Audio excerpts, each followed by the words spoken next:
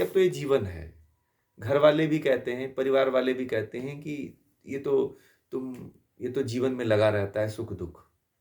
और हल्के में लेके वो जीवन को उसे बहुत घोर कष्ट आता है, तो भी वह उस पीड़ा को दूर नहीं कर पाता है। क्योंकि बस हमें यही सांत्वना मिलती है कि तो ये जीवन है, ये दुःख झेलना पड़ेगा।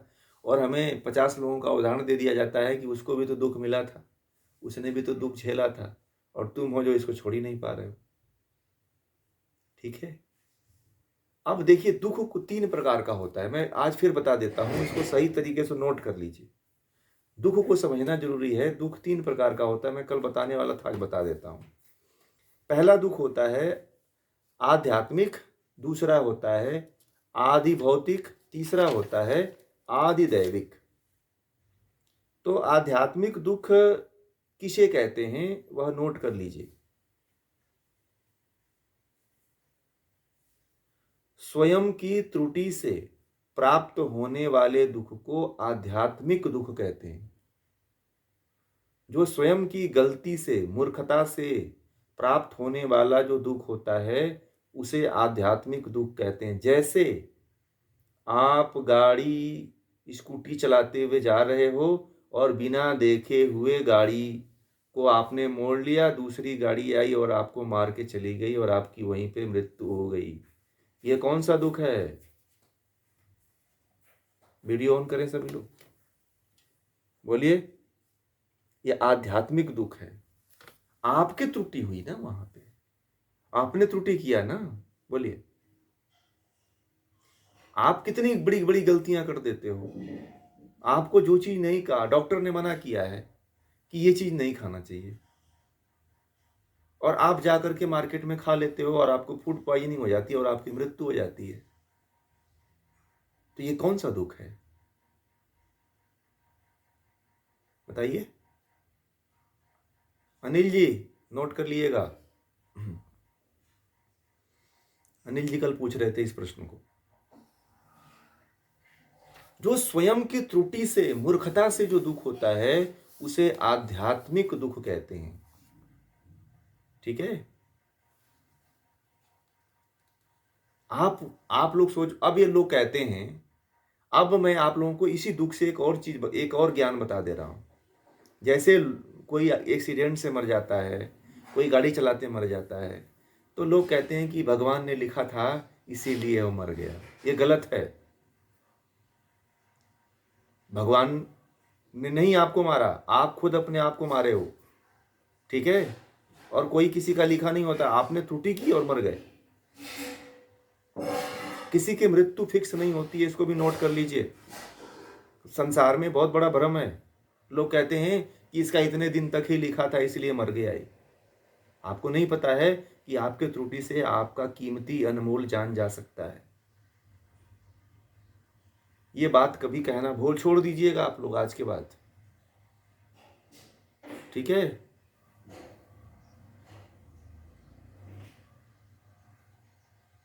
हाँ, हाँ, समय से पहले जैसे कि गाड़ी आई और आप देखे नहीं और एक्सीडेंट हो गया, मर गए।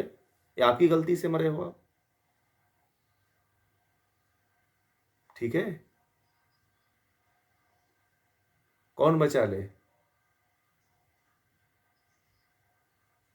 हाँ, तो दुःख तो भोगोगे ना। जाओगे हॉस्पिटल में, जाओगे, दर्द सहोगे, प्लास्टिक सर्जरी होगी, सब सब होगा, पर तभी भी दुःख भोगोगे।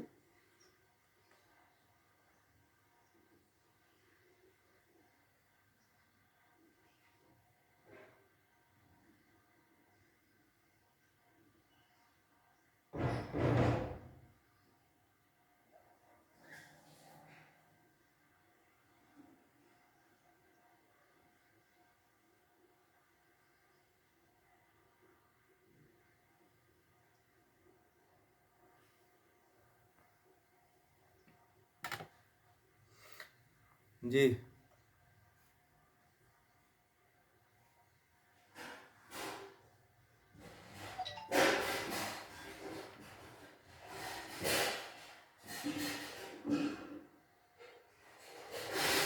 मर गए। हाँ।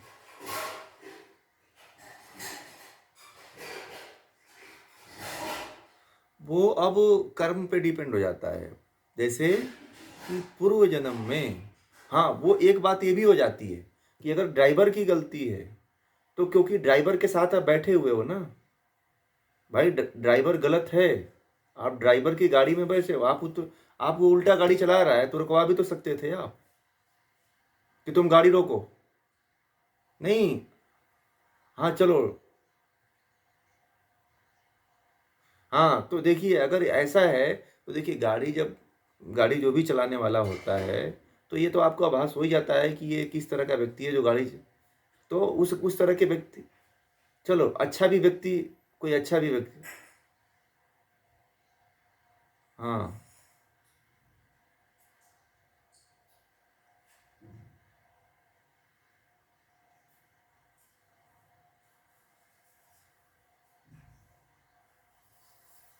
हम्म, हम्म, हम्म। तो देखिए इसमें जो है, अब जो ड्राइवर भी मरा और सारे लोग मर गए, तो फिर क्या होता है कि, हाँ, हाँ, हाँ, इंजर्ड हो गए, तो ये समझिए कि ये ड्राइवर की गलती है। वो त्रुटि त्रुटि नहीं, आप जो है, क्योंकि उसके साथ आप थे, आपका समर्थन था, आप उसके समर्थन में उस व्यक्ति के सब उसके साथ में सवार थे। जैसे कि एक उदाहरण देता हूं, जैसे क्या था, दुर्योधन, पता था कि दुर्योधन गलत है। महाभारत में भीष्म पितामह और कृपाचार्य और द्रोणाचार्य जैसे महारथी क्यों मारे गए?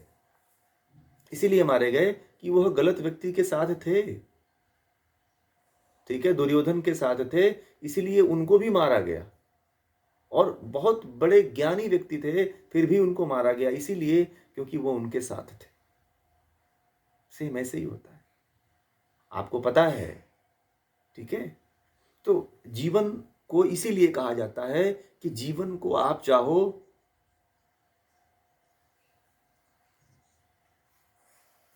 हाँ नहीं नहीं, अभी कर्म की बात नहीं, अभी कर्म पे मत जाइए, कर्म वाला भी बात आएगी अभी। ठीक है, उसका भी उदाहरण दूंगा अभी। तो अभी बस केवल है कि आध्यात्मिक दुख की हम बात कर रहे हैं, तो त्रुटि जो है, त्रुटि मत करिए कभी जीवन में अपने। ठीक है, और जो त्रुटि कर रहा है तो वहीं गाड़ी रोक, भाई रोको, तू जा, मैं चला जाऊंगा, जा, उसको बोलिए कि तू यहीं पे गाड़ी रोक दे। ठीक है, अब जैसे बहुत से ड्राइवर होते हैं जो पिए हुए रहते हैं और गाड़ी को ऐसे चलाते हैं, भाई रुक जाओ, रुको रुको रुको, तू जा, मुझे नहीं पैसा दे दो, तू जा, किराया भी ले ले, तू चला जा। ठीक है, क्योंकि जान से कीमती तेरे साथ जाना ठीक नहीं है। भले से लेट हो जाए, भले से रोड पे सोना पड़े, दुकान पे सोना पड़े, होटल में सोना पड़े, चलेगा, परंतु तू चला जा। क्यों? क्योंकि आप जो है किसी दूसरे व्यक्ति की गलती से, यदि आप सचेत नहीं होते हो, सतर्क नहीं होते हो, तो उसके साथ आप भी मरोगे। ठीक है, ये ध्यान रखना। दूसरा गलत है, उसके साथ आप मत शामिल हो। इसीलिए कहा जाता है कि अगर एक व्यक्ति गलत है तो उसका समर्थन मत करो, रास्ता कट कर लो आप। विदुर ने क्या किया? विदुर उसी सभा में थे, उन्हीं लोगों के बीच में थे, परंतु उन लोगों के बीच से अलग हो गए। इसीलिए विदुर जो है जिंदा थे। मात्र महाभारत के युद्ध का एकमात्र एक पहला ऐसा कोई योद्धा था जो बचा था। क्यों? क्योंकि इन भेड़ों के बीच से अपने आप को अलग कर लिया था। और वही एकमात्र व्यक्ति था जिसने द्रौपदी के चिरहरण से लेकर के हर एक कार्य में, जुआ से लेकर के सब जगह विरोध किया था कि ये काम गलत है। ठीक है, और कोई नहीं कहा था कि ये काम, कोई भी सामने ने आकर के नहीं कहा कि ये जो तुम कर रहे हो गलत कर रहे हो। इसीलिए सारे के सारे लोग मारे गए। ठीक है, दूसरा दुख है आधिदैविक दुख। आधिदैविक दुख किसे कहते हैं? बाढ़, भूकंप, अकाल या प्राकृतिक विपदाओं से होने वाले दुख को आधि दैविक दुख कहते हैं।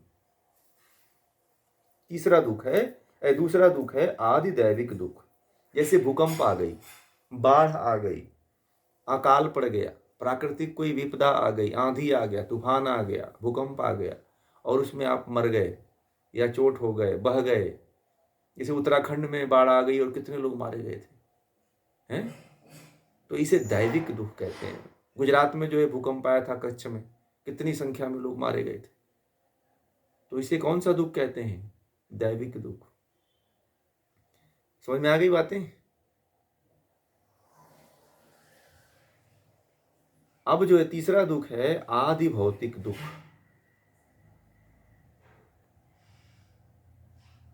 तो अन्य पशु आदि भौतिक,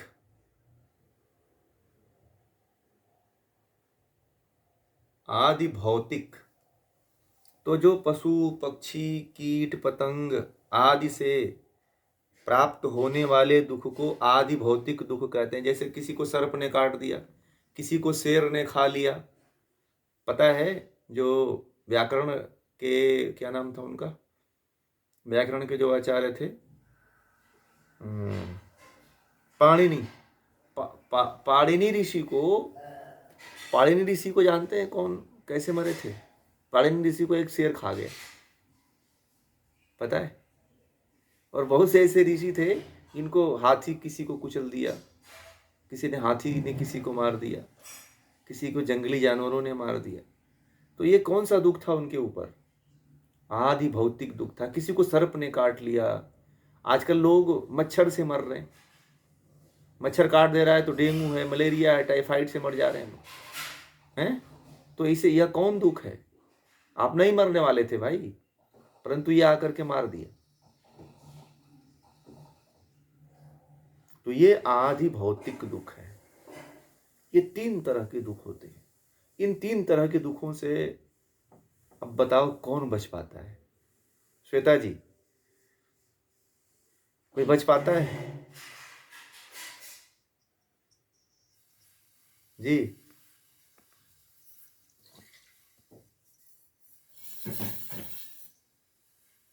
अचानक हार्ट फेल गया तो हो गया, तो आपने जो है, यह भी कौन सा दुख है बताइए? अब प्रयोग करवाएं? हैं? आध्यात्मिक दुख है। ये स्वयं हार्ट फेल हो गया तो इसके जिम्मेदार आप हो। आपने ना अच्छी तरह से योग किया, ना आपने अच्छी तरह से व्यायाम किया, ना आपने शरीर का ध्यान दिया, इसीलिए हार्ट फेल हो गया।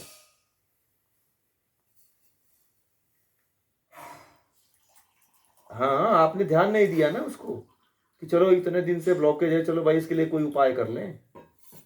जब ब्लॉकेज हो रहा था तो उस समय तो आप पूरा मजे में थे, और एक ही दिन लेके बैठ गया। जैसे कैंसर से लोग मर रहे हैं, डायरेक्ट पता चल रहा है कि 4th स्टेज में हो। अब 1 महीने में क्या कर लोगे आप? कौन सी दवा खाओगे भाई कि जिंदा हो जाओगे?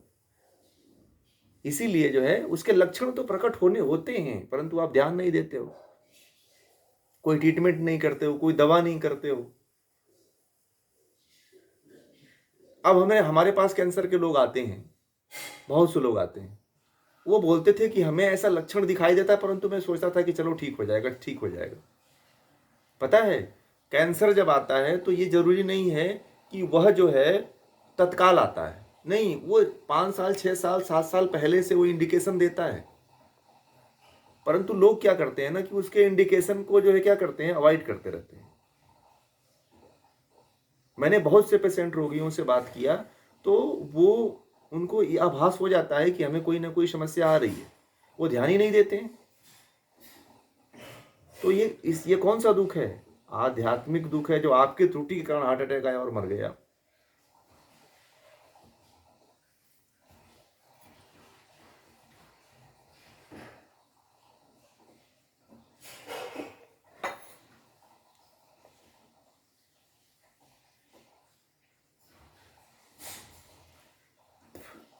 हाँ, नहीं नहीं, देखिए, आपको सिर्फ ये अज्ञानता है। अगर आपको बहुत बड़ी अज्ञानता है, इसीलिए कहा जाता है कि ज्ञान को बढ़ाओ। तो आप क्या है, आप ज्ञान नहीं बढ़ाए, इसलिए आपको जानकारी नहीं हुई। अब ईश्वर ने, ऋषियों ने आपको आयुर्वेद जैसे महान ग्रंथ दिए हुए हैं। ये अथर्ववेद का पार्ट है, तो अथर्ववेद को पढ़ते आप, आयुर्वेद को पढ़ते आप, है कि नहीं? जब आयुर्वेद को पढ़ते तो आपको ज्ञान नहीं होता। बोलिए। होता कि नहीं होता? तो ऋषियों ने जो दिया है ज्ञान, तो आप उसको जब नहीं पढ़ पा रहे हो, त्रुटि आपकी है। जैसे अभी श्वेता जी ने पूछा कि क्या जरूरत है, मैंने कहा कि भाई मोक्ष जरूरत है। आपने दुख को अनुभव ही नहीं किया। जब दुख को अनुभव ही नहीं किया तो मुक्त कैसे होगे फिर? है कि नहीं? इसीलिए दुख को समझिए आप लोग।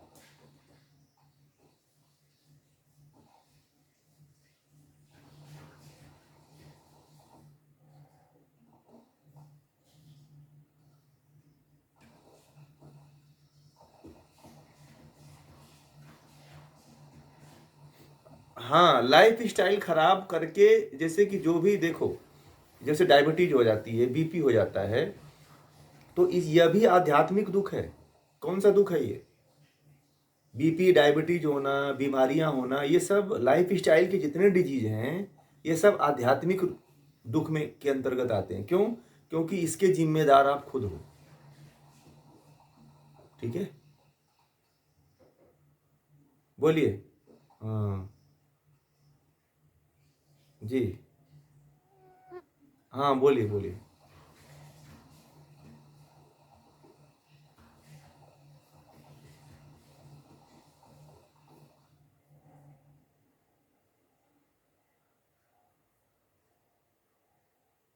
तो ड्राइवर की गलती थी ना, जैसे कि अनिल जी ने पूछा। ठीक है, अनिल जी का जो प्रश्न था, सेम वही आपका ही भी है। अब ड्राइवर की गलती के कारण इतने लोग मारे गए, तो इसमें दोष किसका है? ड्राइवर का है ना। तो हाँ, ये भी आपका एक प्रश्न ऐसा है जो अब कर्म के ऊपर लेके चल रहे हैं। एक उदाहरण देता हूं, सुनिएगा। एक बार जो है, भगवान श्री कृष्ण और अर्जुन ऐसे रास्ते में जा रहे थे, तो एक गाय मरी हुई थी, और उस गाय को हजारों चींटियां मिलकर के खा रही थी। ठीक है, तो अर्जुन ने भगवान से कृष्ण से कहा कि अरे, ये बड़ा अन्याय चींटियां कर रही हैं, तो है ना, ये चींटियां बड़ा अन्याय कर रही हैं। ये एक गाय को इतनी चींटियां सब मिल करके खा रही हैं। तो भगवान श्री कृष्ण ने कहा कि ठहरो, थोड़ा और आगे चलते हैं, देखते हैं क्या और दृश्य मिलता है देखने को। तो फिर आगे गए, तो एक मछुआरा था जो अपने जाल में हजार मछलियों को पकड़ रखा था, और मछलियां तड़पड़ा रही थी। ठीक है, तो अर्जुन ने कहा कि अरे मछुआरा, ये बहुत पापी है, ये इतनी मछलियों को देखिए एक साथ पकड़ लिया। ठीक है, तो भगवान श्री कृष्ण ने कहा, आप पीछे क्या तुम देखे थे अर्जुन? तो बोला कि पीछे तो गाय को देखे थे। तो बोले कि ये वही गाय है, ये वही गाय है, ये वही मछुआरा है जो पिछले जन्म में गाय था। यही गाय, ये जो गाय है, ये पिछले जन्म में मछुआरा थी जो हजारों मछलियों को जाल में पकड़ रही थी। और वही ये मछलियां हैं जो इस समय चींटी हैं, जो इसको मिलके खा रही हैं। समझ में आ गई बात है? तो जो आप कर्म कर रहे हो, ठीक है, जो भी आप कर्म कर रहे हो, उस कर्म का फल आपको जैसे कर रहे हो वैसा भुगतना पड़ेगा। और ट्रेन से सेम यही ट्रेन के साथ है। पूर्व जन्म में जितने भी लोग थे, वह सारे के सारे लोग जो है गाय के प्रति ऐसा कर्म कर रहे थे, मिलकर के सब खा रहे थे। ठीक है, तो वही जो है, वही सेम जो है, वही ड्राइवर और हजारों व्यक्तियों के साथ होता है। ठीक है, क्लियर हुआ? इसीलिए कर्म जो है बड़ा आपका प्रभावी होना चाहिए, बड़ा अच्छा होना चाहिए। ठीक है, हाँ बोलिए।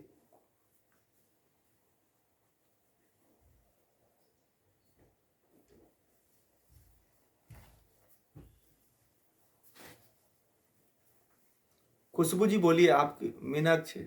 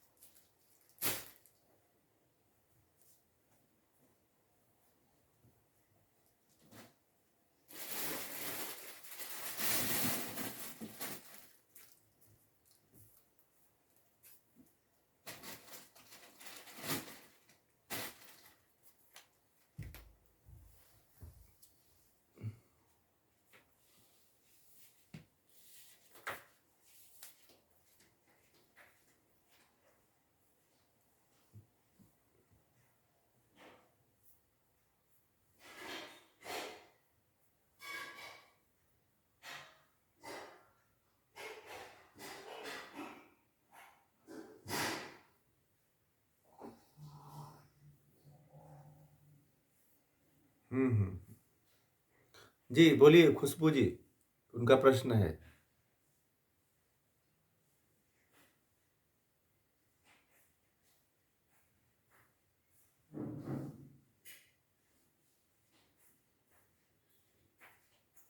काम क्रोध लोभ मोह हमेशा के लिए खत्म हो जाए तो इसको तो देखिए, इसके लिए तो आपको योगाभ्यास की जरूरत है और यम नियम का पूरी तरह से पालन करने की आवश्यकता है। यह पूरी तरह से समाप्त हो जाता है। और जब तक इनको आप कि काम क्या होता है, क्रोध क्या होता है, लोभ क्या होता है, मोह क्या होता है, यह जब तक आपको नहीं पता है, जैसे मैंने कहा कि दुख आपको नहीं पता है, ठीक है, जैसे दुख नहीं पता है तो दुख से आप नहीं छूट पाते हो, उसी तरह से अच्छी तरह से काम के बारे में आपको नहीं पता है, इसीलिए काम से नहीं छूट पा रहे हो। अच्छी तरह से दुख के क्रोध के बारे में नहीं पता है, इसलिए दुख क्रोध से नहीं छूट पा रहे हो। सबसे पहला स्टेप होता है क्रोध का, कि क्रोध है क्या, कहाँ से उत्पन्न होता है, कैसे उत्पन्न होता है, काम क्या है, काम कहाँ से उत्पन्न होता है, और ये कहाँ पे जाके इसकी समाप्ति होती है। वो इसी तरह से लोभ है, मोह है, इस तरह से जितने भी हमारे ये सठ शत्रु हैं, इनको समाप्त करने के लिए जो है, इनको समाप्त करने के लिए जो है, आपको इनको जानना पड़ेगा। जब तक आप इनको नहीं जानते हैं तब तक आप इनसे नहीं छूट पाएंगे। तो इसके लिए आप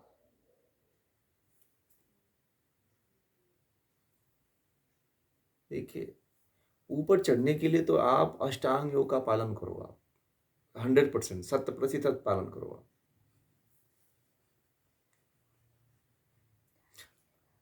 और भी ज्ञान की आवश्यकता है। कोई एक विषय नहीं है, कोई एक टैबलेट नहीं है या एक गोली नहीं है जो आपको दे दें कि आप उसको पानी के साथ खा लोगे तो काम क्रोध लोभ मोह छूट जाएगा। इसके लिए जरूरी है कि हर तरह का कॉम्बिनेशन चाहिए। चारों तरफ से घेर करके डॉक्टर जैसे दवा लिखता है ना, डॉक्टर के पास जाओ तो आप कहते हो कि सर्दी भी है, जुकाम है, खांसी है, बुखार है, दस्त भी है, पेट दर्द कर रहा है, आंखें दर्द कर रही हैं, सिर दर्द कर रहा है, तो डॉक्टर सबकी गोली घेर के देता है और कहता है कि इस तरह की सारी गोलियां सुबह खाना, दोपहर में खाना, खाली पेट खाना, खाना खाने के बाद खाना, इस तरह की दवा पूरी लिख के दे देता है। उसी तरह से जो है, आपको जब तक पूरा ज्ञान नहीं होगा, पूरा जो है प्रकृति का ज्ञान नहीं होगा, और पूरी तरह से जब जीवात्मा का ज्ञान नहीं होगा, पूरी तरह से जब ईश्वर का ज्ञान नहीं होगा, तब तक आप इन सठ शत्रुओं से नहीं छूट पाओगे। सठ शत्रुओं से छूट, हाँ, अगर आपको पूर्ण ज्ञान हो गया तो ये आपके दास बन जाएंगे। ठीक है, ये आपके लिए बहुत बड़ी ज्ञान के लिए आपको शास्त्रों को पढ़ना पड़ेगा, शास्त्रों को अच्छी तरह से आपको समझना पड़ेगा। जी,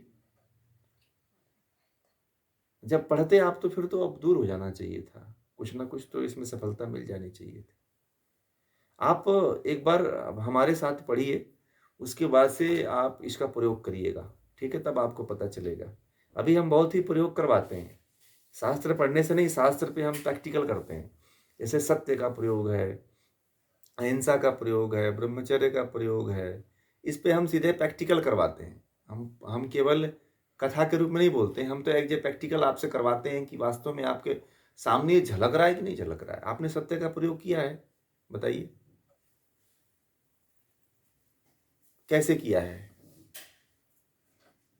आप बताइए सत्य का कैसे प्रयोग किया। जैसे मैं आपको एक उदाहरण दूं, उसको ध्यान से सुनिएगा, ठीक है। मैंने कहा कि राम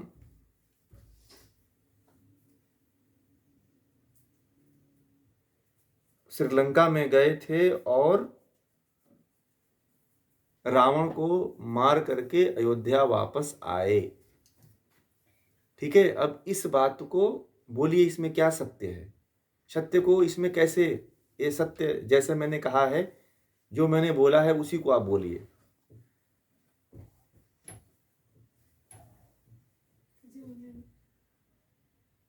हाँ, ये अब बात आपकी पूरी तरह से असत्य हो गई, क्योंकि जो जो मैंने बोला आपने वो बोला ही नहीं, तो इसीलिए क्या हो गया, ये आपका असत्य हो गया। सत्य क्या होता है, सत्य कैसे होता है? सत्य तब होता है जब जैसा सुना, जैसा देखा, जैसा अनुभव किया, उसको उसी प्रकार व्यक्त करना सत्य होता है। ठीक है? मैंने जैसा बोला आपने वैसा सुना ही नहीं, और वैसा आपने बोला ही नहीं, इसीलिए आपकी बात यहीं पे प्रत्यक्ष रूप से, प्रत्यक्ष प्रमाण के द्वारा देखा जाए तो आपकी बात असत्य हो गई। आप अभी सत्य का प्रयोग नहीं कर पाए। यहाँ पे जितने लोग हैं ना, इन सबसे हमने सत्य का प्रयोग करवा चुके हैं। ठीक है? आप जैसे मान लीजिए कि एक छोटा सा शब्द हम बोलते हैं, उस पे ध्यान दीजिएगा, और मैं सत्य क्या है पहले इसको जाने। सत्य वह है, पहले सुनिए, सत्य वह जैसा सुना, जैसा देखा, जैसा अनुभव किया, उसको वैसा ही व्यक्त करना क्या है? सत्य है। इतना आपको पता चल गया। अब मैं एक उदाहरण देता हूं, अब आप बोलिए कि सत्य क्या है। ठीक है? जैसे मैंने कहा कि मैं जो है यूनिटी ऑफ स्टैच्यू देख करके बड़ोदरा से आया। अब बोलिए मैंने क्या बोला? मैंने क्या बोला उसको बोलिए। जो अभी मैंने आपके सामने बोला है उसी को बोलिए, तब आपका पता चलेगा कि आपने सत्य का प्रयोग किया है कि नहीं किया।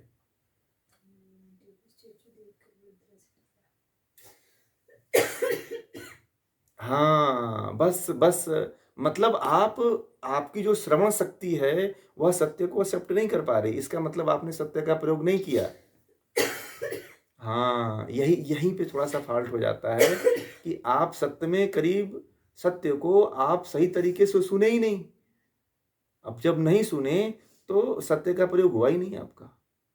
देखिए, किसी भी चीज को हमें पढ़ने से ज्यादा महत्वपूर्ण तब होता है जब हम उसका प्रैक्टिकल करते हैं। ठीक है? अब हम अपने जीवन में सत्य को सुन ही नहीं पा रहे हैं। हम जो मैंने कहा उसमें से आपने मात्र 5% ही कैच किया, तो ये सत्य है कि ये सत्य है? बोलिए खुशबू जी,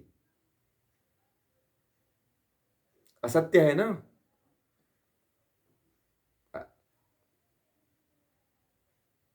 हाँ, कह नहीं पाए ना सुन पाए आप उसमें से मात्र मात्र 5% ही सुन पाए, इसलिए क्या हो गया? असत्य हो गया ये। हाँ, तो फिर ये क्या हो गया? असत्य हो गया ना। संजय ने गीता को सत्य कहा था कि असत्य कहा था? बोलिए। हाँ, नहीं, अब ये प्रश्न पूछ रहा हूं, ये इसको सत्य नहीं बताना है। मैं ये पूछ रहा हूं कि संजय ने जैसा देखा था वैसा धृतराष्ट्र को गीता सुनाया कि नहीं सुनाया? सुनाया था ना, तो इसीलिए गीता सत्य है ना।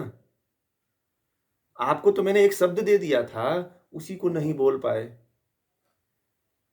तो ये सत्य का प्रयोग हुआ? हुआ? नहीं हुआ ना।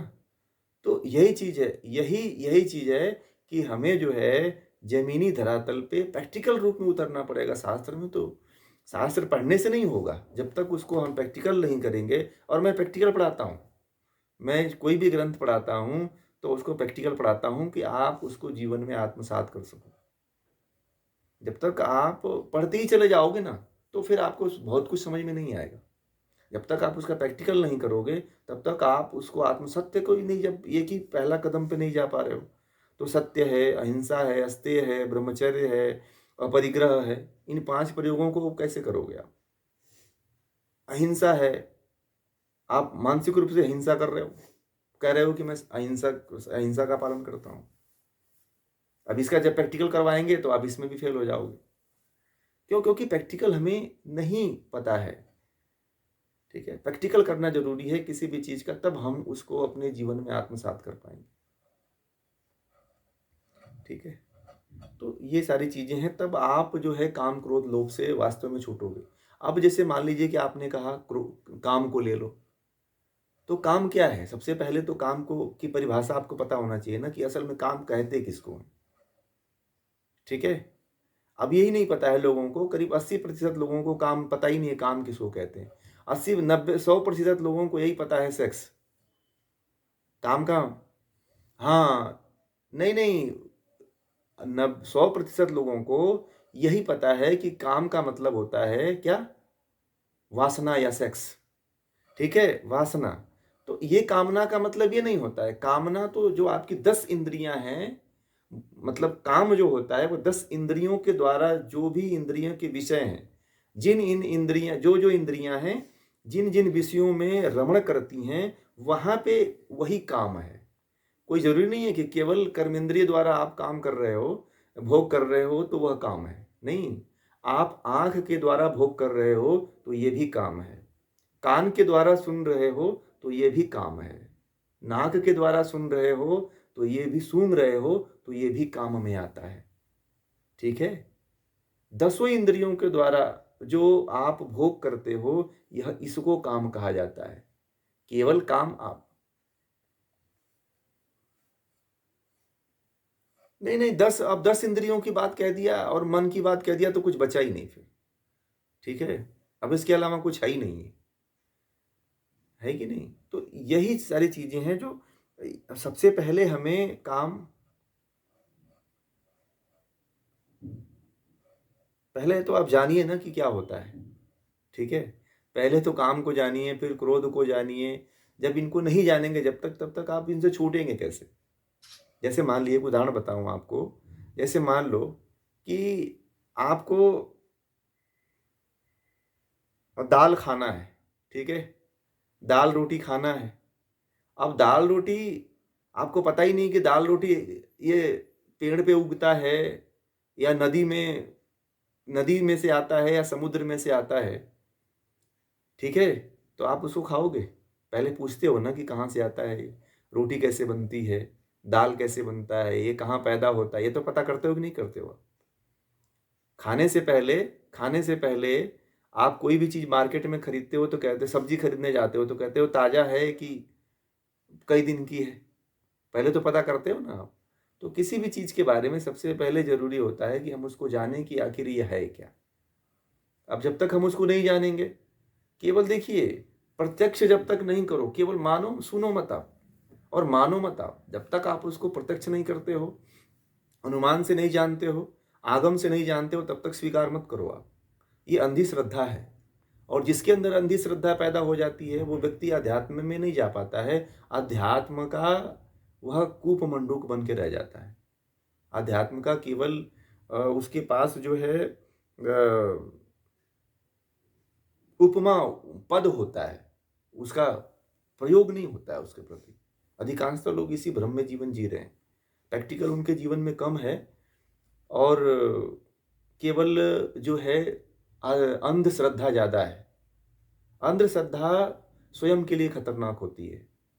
मैं जो बात कहता हूं, मैं जितने लोग यहाँ पे हैं, मैं सभी के लिए एक बात कहता हूं कि मैं यदि गलत बोलता हूं तो आप उसका चिंतन करो। ठीक है, मेरी बातों को अंधा होकर के नहीं सुनना है। अंधी भक्ति मेरे प्रति नहीं रखनी है मेरी बातों के ऊपर। ठीक है, आपको सही लगे तो स्वीकार करो, गलत लगे तो आप तुरंत उसके बारे में बोलो। मैं खुद अपने बारे में बोलता हूं कि मैं जो बोलता हूं उसके प्रति अंधी श्रद्धा नहीं करनी है। ठीक है, आप अपने बुद्धि और विवेक से, प्रत्यक्ष प्रमाण से, अनुमान प्रमाण से और आगम प्रमाण से, अर्थात शास्त्रों के द्वारा मिला करके देखो कि आखिर ये गलत तो नहीं बता रहे हैं, या गलत तो नहीं बोल रहे हैं, या गलत हमें ज्ञान तो नहीं दे रहे हैं। आपको पूरा अधिकार होना चाहिए। ठीक है, आचार्य गुरु वही है जो आपको यह पूरा खुली चुनौती दे, आपको अंधेरे में ना रखे। अगर आपको अंधेरे में रखा हुआ है, अंधी श्रद्धा का बोझ आपके सिर पे लाद दिया है, तो आप कभी ज्ञानी नहीं बन पाओगे, कभी मुक्त नहीं हो पाओगे। मुक्ति के लिए स्वतंत्र होना जरूरी है। सबसे पहली जो कंडीशन होती है मुक्ति के लिए, कि व्यक्ति को योद्धा बनाओ। ठीक है, दास नहीं, गुलाम नहीं। क्योंकि योद्धा व्यक्ति मुक्त हो सकता है, दास व्यक्ति नहीं, कमजोर व्यक्ति नहीं। डरपोक मत बनाओ किसी को। जितना डरपोक होता है, जितना जो अज्ञानी होता है, वह उतना अंधी भक्ति उसके पास होती है। उसके अंदर तर्क, खुद का तर्क नहीं होता है, खुद का कोई विवेक नहीं होता है। वह दूसरे के द्वारा कही हुई बातों को लेकर के केवल ढोने वाला होता है। ठीक है ना?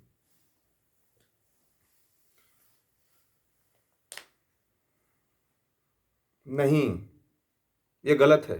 परमात्मा कुछ नहीं करवाता है। जीवात्मा जीवात्मा कर्म करने के लिए स्वतंत्र है, ठीक है। परमात्मा केवल कर्म का फल देता है। आप जो करते हो सब आप गलती करते हो, परमात्मा कुछ नहीं कराता है। बुद्धि बुद्धि वो देता है, परंतु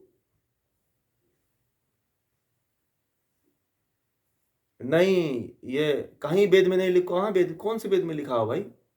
किसी वेद में नहीं लिखा हुआ है कि परमात्मा जो है बुद्धि दे करके और उल्टा सीधा सब काम करवाता है। ऐसा कुछ नहीं करवाता है परमात्मा। कर्म करने की स्वतंत्रता जो है, नहीं नहीं नहीं, हमारी बात सुनिए। ईश्वर जो है आपको कर्म करने में स्वतंत्रता दे रखी है, फल देने में आप परतंत्र हो, ठीक है।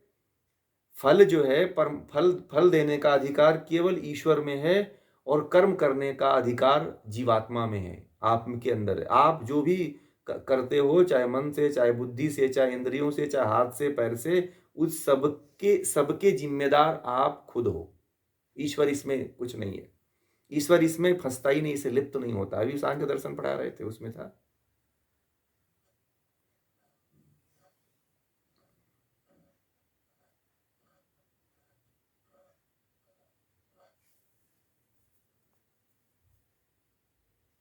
आपकी आवाज क्लियर नहीं आ रही।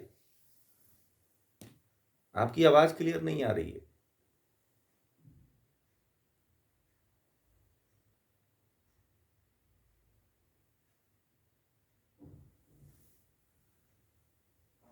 वो धीरे धीरे निकल जाएंगी।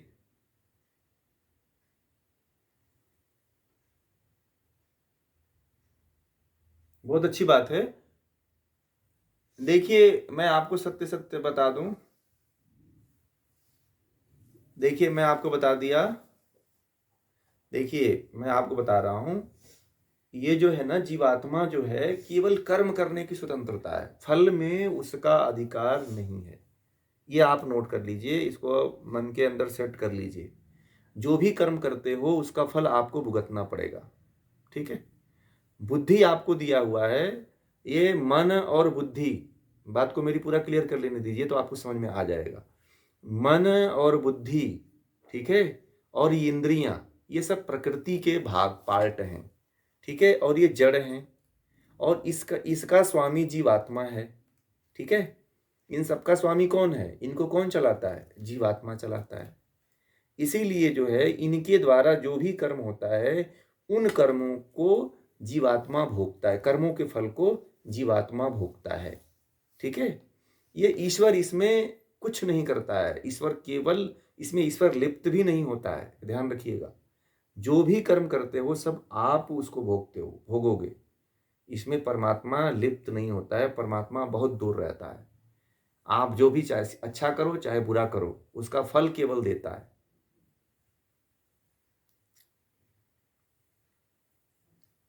हाँ,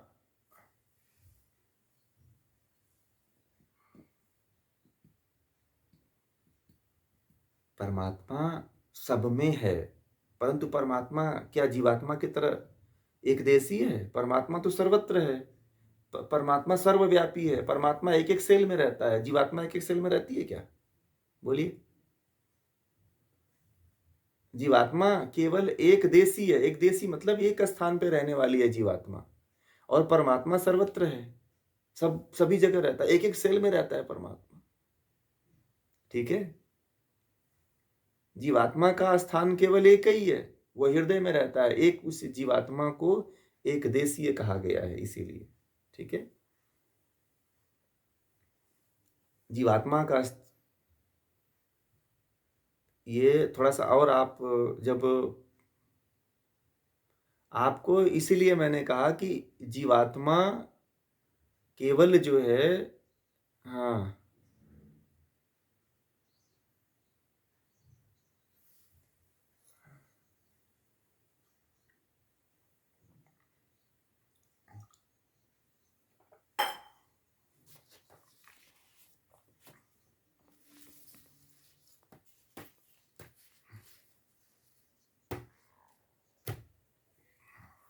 अभी क्या है, जीवात्मा के अंदर कहाँ से ईश्वर आ जाएगा? जीवात्मा के अंदर ईश्वर कहाँ से आएगा? ये कहाँ लिखा हुआ है कि जीवात्मा के अंदर ईश्वर है? किसी भी ग्रंथ में नहीं लिखा हुआ है कि जीवात्मा के अंदर ईश्वर है।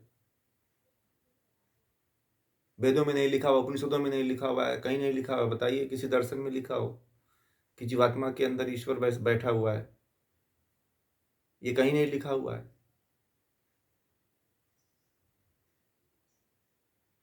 हम तो यही काम कर रहे हैं सुबह से लेकर शाम तक। हम यही काम करते हैं, यही बताते हैं लोगों को, यही पढ़ाते हैं। मेरा यही काम है और मैं दिन भर शास्त्रों की यही खोजता ही रहता हूँ। ठीक है, कोई बात। हाँ, फिर तो जीवात्मा परमात्मा की तरह मुक्त हो जाना चाहिए।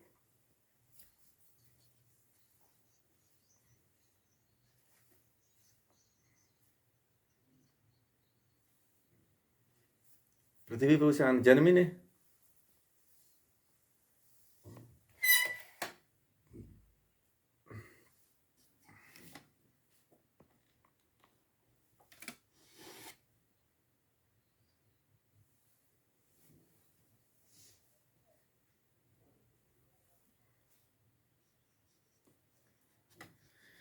देखिए, आपको क्या है, खुशबू जी, अभी जो है आपने जो जो भी जान रखा है वह केवल कहीं से सुन रखा है। प्रत्यक्ष आपको प्रमाण रूप में आपको ग्रंथ सही रूप से पढ़ना पड़ेगा। ठीक है, तब आपको ये पूरा जरूर पढ़िए। तो तब तब आपको ये पूरा क्लियर होगा। अभी क्या है कि आपने केवल कहीं से सुन सुनाया रखा है आपको। हैं? नहीं पढ़ा, बहुत दिन पढ़े होते तो फिर आपको सही कंसेप्ट तो क्लियर तो जरूर रहता, परंतु आप एक बार इसके साथ में पढ़िए तो आपको ये पूरा ज्ञान होगा। ठीक है ना? आप अभी जुड़े हुए हैं ना उपनिषद से, अब बने रहिए तो आपको ज्ञान हो जाएगा, वास्तविकता का पता चल जाएगा पूरा। ठीक है, अभी इनको गीता भेज दीजिएगा, इनको खुशबू जी को, अनिल जी, तो एक बार सुनेंगी एक बार तो। हाँ, एक बार गीता सुनिए आप। ठीक है, तो आपको पूरा क्लियर पता चलेगा अभी। ठीक है।